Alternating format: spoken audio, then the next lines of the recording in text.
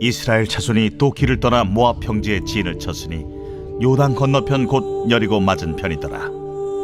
십볼의 아들 발락이 이스라엘이 아모리인에게 행한 모든 일을 보았으므로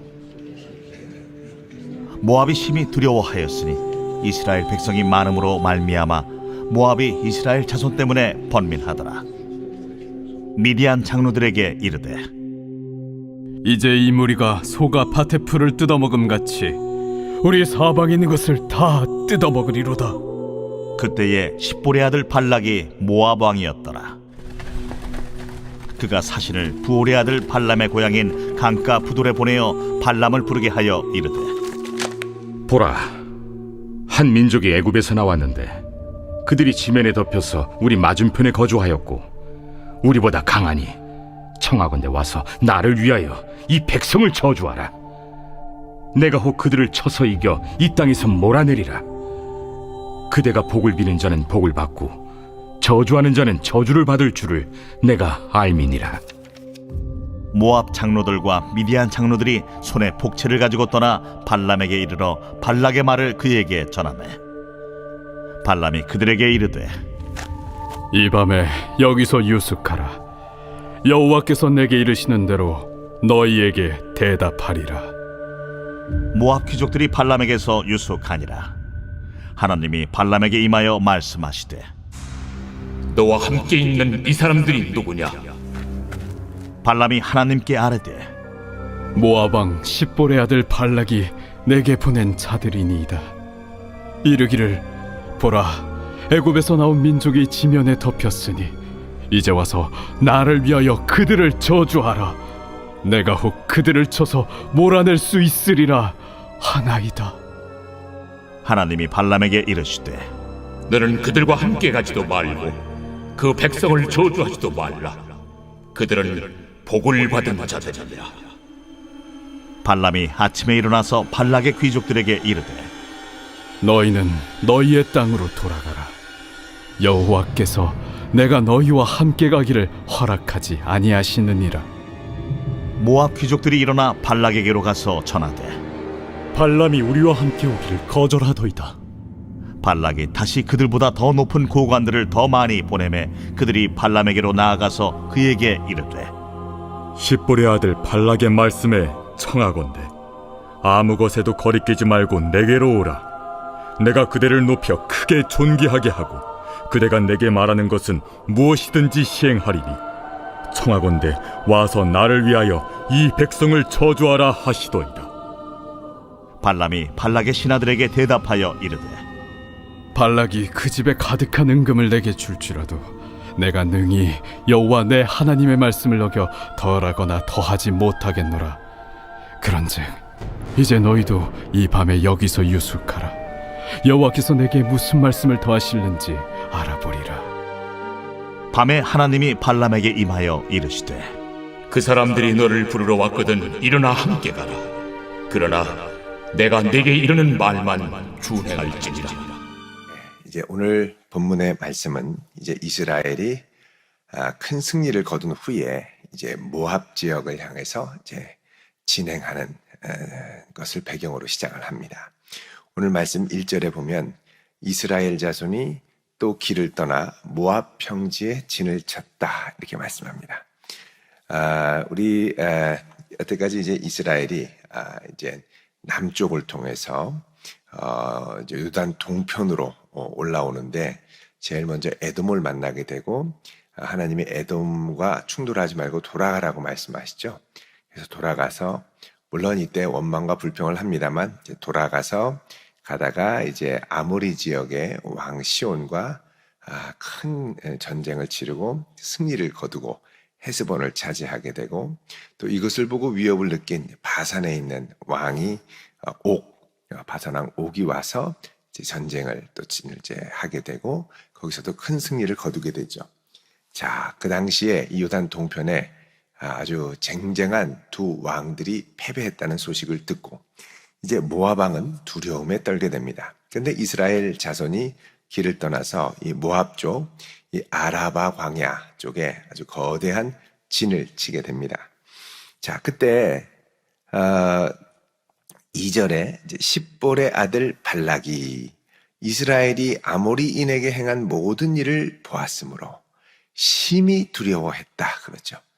자, 여러분 이 십볼의 아들 발락, 이제 모압 왕의 이름입니다.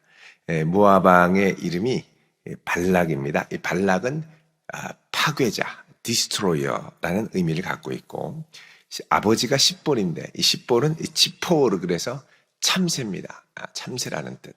참새의 아들 파괴자. 그러니까 이게 좀 이 단어가 조금 아이러니하죠.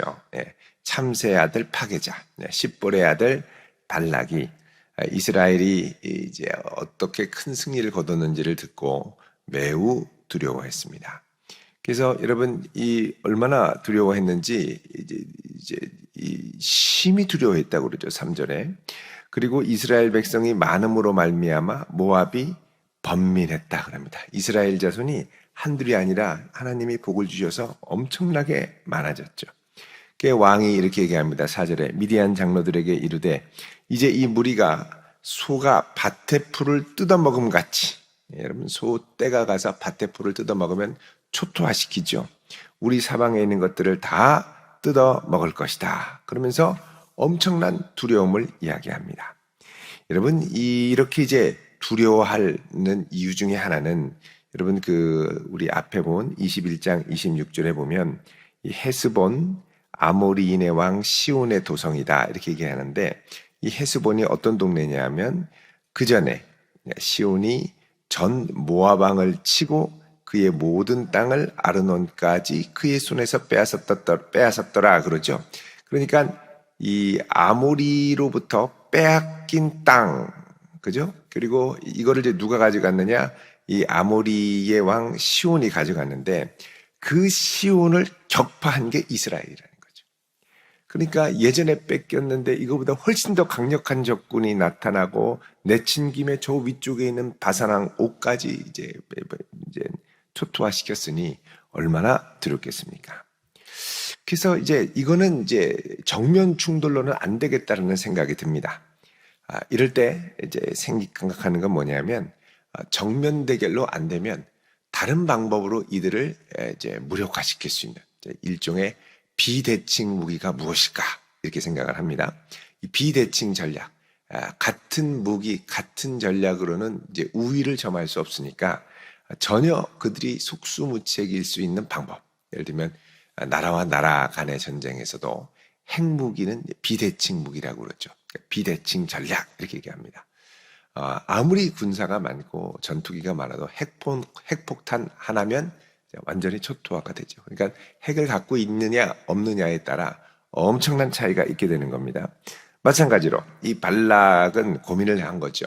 어떻게 하면 이들의 군사의 수를 뛰어넘는 더 큰 부정적인 영향력을 저들에게 미칠 수 있을까? 그래서 그가 생각한 게 뭐냐? 주술사, 예언자, 일종의 무당, 샤만을 동원하는 겁니다. 자, 그래서 5절에 그가 사신을 부올의 아들 발람의 고향인 강가 부돌에 보냈다. 자, 여러분 여기 이 부돌이라고 하는 이 지역은 이제 이스라엘에서부터 이제 여기 모압으로부터 한 640km 정도 떨어진 메소포타미아 지역의 한 성읍을 말합니다. 거의 이 페르시아 그쪽에 있는 그 바벨론 쪽, 그쪽으로까지 간 거죠. 고대 근동의 중동 쪽으로. 자, 여기 부돌에 사람을 보내서 발람을 불렀습니다. 그러면서 얘기합니다. 보라, 한 민족이 애굽에서 나왔는데 그들이 지면에 덮여서 우리 맞은편에 거주하였고, 여기 지면에 덮였다라는 말은 메뚜기처럼 덮었다 이런 말입니다. 메뚜기가 워낙 많으면 지면이 보이지 않을 정도로 때로 지나가게 된다는 거죠. 우리 맞은편에 거주했고 또 우리보다 강하니, 자, 이들이 우리보다 강하다는 겁니다. 정컨대 와서 나를 위하여 이 백성을 저주하라 그러죠. 내가 영험하니 나를 위하여 이 백성을 저주해 달라는 겁니다. 그러면 내가 혹 그들을 쳐서 이겨 이 땅에서 몰아내리라. 그러니까 저주가 임해서 이들이 타격을 입으면 그 틈을 노려서 자기가 공격하겠다는 겁니다. 그러니까 공격을 하되 힘이 없으니까 이 저주의 힘을 이용해서 승리를 하겠다. 예, 이런 얘기죠. 그러면서 그대가 복을 비는 자는 복을 받고 저주하는 자는 저주를 받을 줄을 내가 알미니라. 아마도 이 발람은 국가 간의 전쟁에 있을 때도 다른 쪽 이제 그 군대를 향하여 저주를 선언하고 저주를 빌면 그게 이제 정말 임했는지 안 했는지 모르지만 전쟁을 패하게 한다는 그런 소문이 그 당시에 많이 있었던 것 같습니다. 그러니까 한 나라의 왕이 한 예언자를 일종의 샤만을 찾아간 것이죠. 자, 7절에 모압 장로들과 미디안 장로들이 손에 복채를 가지고 떠났습니다. 그러면서 발람한테 가서 발락의 말을 전하죠. 그러자 이 발람은 정말 영험한 것 같았어요. 그냥 대충 하는 게 아닌 것 같습니다. 뭐라 그러냐면 오늘 밤에 여기서 유숙하라. 여호와께서 내게 이르시는 대로 너희에게 대답하리라. 그러니까 이 나름대로 진심인 겁니다. 영적인 세계의 진심인 예언자였던 것이죠. 그래서 임의로 하지 않고 정말 하나님의 영이 무엇이라 하는가에 귀를 기울이기로 이야기를 하죠. 여러분 이 무당도, 이 샤만도 보면 학습무가 있고, 그죠? 실력무가 있다고 그러죠. 학습무는 뭡니까? 이제 배운 거죠. 어떻게 한다, 이런 식으로 구술한다, 뭐 이런 식으로 하는데 정말 이 실력무는 진짜 이 신이 임한 거예요. 신이 강신무죠. 강신무. 신이 임해서 그래서 이제 귀신의 힘을 빌어 하는 경우가 있는 것이죠. 자, 그런데 여기 이 발람은 정말 하나님께 물어보겠다 이렇게 얘기를 한 거예요. 자, 그때 하나님이 발람에게 정말 임하여서 말씀하십니다. 너와 함께 있는 이 사람들이 누구냐? 그러자 발람이 하나님, 모압 왕 십볼의 아들 발락이 보낸 자입니다. 말하기를 애굽에서 나온 민족이 지면에 덮였으니 이제 와서 나를 위해 저주하라고 합니다. 그러면 내가 혹 그들을 쳐서 몰아낼 수 있겠다라고 이야기를 합니다. 이렇게 얘기하죠. 자, 그러자 하나님이 발람에게 명확하게 얘기하십니다. 너는 그들과 함께 가지도 말고 그 백성을 저주하지도 말아라. 그들은 복을 받은 자들이니라. 그럽니다. 그러면 하나님께서 아브라함에게 분명히 약속했죠. 내가 너의 민족을 복이 되게 할 것이다. 이 민족을 축복하는 자에게는 내가 복을 내리고 저주하는 자에게는 저주를 내리겠다. 그래서 이 백성은 복을 받은 자들이라는 겁니다. 물론 하나님이 징계하시기도 하고 어려움을 당하기도 했지만 그들의 본질은 뭐냐? 하나님의 복이 머무르는 자녀들. 여러분, 우리도 이미 복 받은 자인 줄로 믿습니다. 찬송하리로다. 하나님께서 온갖 신령한 은혜와 복으로 우리에게 복을 주셨다. 이 고백이 있죠. 한번 찾아볼까요? 우리 에베소서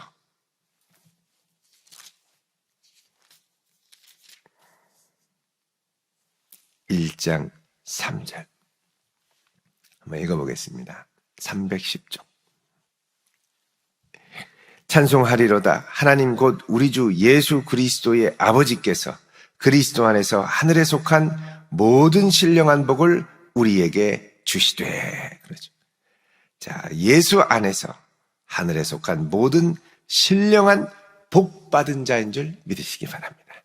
우리는 복 받은 자들이에요. 복 받은 자들. 그래서 하나님께서 이 복 받은 자들은요, 저주가 임하도록 안 하십니다. 막 오려고 해도 비껴가게 하시고요. 오는 족족 비껴나가게 하시고 하나님이 보호하고 지켜주십니다. 하나님이 말씀하시죠. 너 그 백성 저주하지도 말아라. 그들은 복 받은 자들이다. 발람이 아침에 일어나서 얘기하죠. 야, 너 이 땅으로 그냥 돌아가라. 하나님께서 절대 허락하지 않으신다. 그렇게 얘기하죠. 그러자 귀족들이 일어나서 발락 왕에게로 갑니다. 왕이여, 발람이 우리와 함께 오기를 거절합니다. 그러자 발람이 발락 왕이 포기하지 않습니다. 15절에 보시면요. 발락이 다시 그들보다 더 높은 고관들을 더 많이 보내매. 그럽니다. 여러분, 이 발락이 의지가 대단합니다. 쉽게 포기하지 않습니다. 그러니까 이런 가끔씩 보면 불굴의 의지를 가진 사람들이 있죠. 여러분, 이게 불굴의 의지는 하나님이 선하신 뜻에 사용하시길 축원드립니다. 하나님이 기뻐하시는 일에 낭망하지 않고 조금 어려움이 와도 툭툭 털고 불굴의 의지로 주를 순종하며 기쁘시게 하기 위해 달려가야죠. 근데 불굴의 의지가 아니라, 이게 불굴의 의지가 아니에요. 불굴의 의지가 아니에요. 이거는 꼭 하나님을 거스를 때, 하나님이 하지 말라고 할 때, 그때 불굴의 의지를 사용하는 분들이 있어요. 하나님 하지 말라 그래도 주여 놔두소서, 끝까지 내가 가겠나이다. 하나님 안 된다고 여러 사람을 통해 맞고 말리고 때로는 어려움이 있어도 주여 상관하지 마옵소서, 끝까지 내 하고 싶은 대로 하겠나이다. 이런 사람들이 있죠. 이 발락이 그렇습니다. 그래서 여러분, 불굴의 의지는 순종에만 사용하시길 바랍니다. 아멘이시죠? 예. 아니, 불굴의 의지는 순종에 사용해야지. 어디에 자꾸 불굴의 의지를 쓰신다는 거예요? 그러니까 이 아주 집념이 있는 분들, 그런 분들은 이 의지를 주님을 기쁘시게 하는 쪽으로 그렇게 돌릴 수 있길 바랍니다. 사실 이 새벽에 나온다는 것도 약간의 불굴의 의지가 좀 작동을 해야 이 새벽에 나올 수 있죠. 의지가 있어야 나올 수 있습니다. 여러분, 새벽기도 나올수록 교만해지는 것이 아니라 주님의 일에 변함없이 순종할 수 있는 그런 성도 될 수 있기를 축원드립니다. 자, 16절에 그들이 발람에게로 가서 얘기를 합니다. 십볼의 아들 발락 왕의 말씀에 청컨대 아무것도 거리끼지 말고 내게로 오라. 내가 그대를 높여 크게 존귀하게 하고 그대가 말하는 것은 내가 무엇이든지 시행할 것이다. 여러분, 그대가 말하는 것은 시행한다는 게 뭡니까? 내가 원하는 게 뭐야? 내가 달라는 거 있으면 뭐든지 줄게, 그런 말이죠. 쉽게 말하면 백지수표를 제안하는 겁니다. 네가 원하는 만큼만 써라. 그러니까 고민이 됐죠. 원하는 건 딱 하나, 저주만 하라는 겁니다. 여러분, 악한 이들이 원하는 것이 있으면 그거를 위해 모든 것을 막 간이고 쓸개고 다 빼릴 것처럼 모든 것을 다 동원합니다만 결국은 이제 원하는 건 하나죠. 하나님이 기뻐하시지 않는 것을 행하는 것. 그래서 18절에 발람이 발락의 신하들에게 대답해서 얘기를 합니다. 발락이 그 집에 가득한 은금을 내게 줄지라도 내가 능히 여호와 내 하나님의 말씀을 어겨서 덜하거나 더하지 못하겠노라 그러죠. 분명히 이 발람은 하나님의 음성을 듣고 내가 이 하나님의 말씀에 벗어나면 안 된다, 이렇게 이제 분명히 못을 박지요. 그러면서 얘기합니다. 그런즉 이제 너희도 이 밤에 여기서 유숙하라. 여호와께서 내게 무슨 말씀을 더하실는지 알아보리라. 자, 그런데 그 밤에 하나님께서 발람에게 찾아오십니다. 뭐라 그러냐? 그 사람들이 너를 부르러 왔거든. 일어나 함께 가라. 그러나 내가 내게 이르는 말만 준행할지라. 자, 하나님 허락하시는 겁니다. 자, 내가 이제는 가도록 허락한다. 여러분, 왜 하나님이 안 된다고 그랬다가 허락하실까요? 지금 이 발람의 마음을 보니까 이 마음이 꼭 이스라엘의 선지자의 마음과 같은 거예요. 하나님 시키는 것만 하겠다. 그렇게 얘기를 하니까 그러면 쓸만하겠구나. 이 중심을 갖고 가면 어떻게 해요? 그곳에서도 하나님의 살아계심과 영광을 드러내기에 쓸만하겠구나. 그리고서 하나님이 이제는 허용을 하시는 거죠. 그래서 그 중심이면 가서 한번 내가 말하는 것만 순종하도록 하여라 그럽니다. 이 말은 하나님이 말하는 것만 하면 하나님의 영광이 나타나게 되죠. 결국 이 발람이 쓰임받는 것은 하나님을 향한 순종의 마음 때문에 그렇습니다. 여러분, 우리는 하나님의 복받은 백성임을 확신하시길 바랍니다. 들어가도 복, 나가도 복.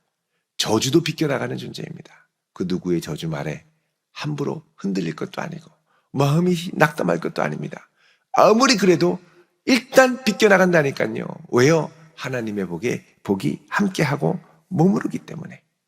그래서 우리는 어떤 일이 있어도 하나님의 편에 서고 하나님의 말씀에 순종해야 되는 백성이 되어야 할 줄로 믿습니다. 중요한 것은 우리가 하나님 편에 서는 것이죠. 엉뚱한 것을 가지 말고. 불굴의 의지, 이걸 엉뚱한 데 가면 그걸 뭐라 그러냐? 불굴의 의지가 아니라 똥꼬집이라고 그럽니다. 똥꼬집 뿌리지 말고 하나님이 기뻐하시는 일에 불굴의 의지를 발휘하여 끝까지 순종하며 인내하며 하나님을 기쁘시게 하는 백성 될 수 있기를 주님의 이름으로 축원드립니다. 기도하겠습니다. 할렐루야. 거룩하신 아버지 하나님 감사합니다.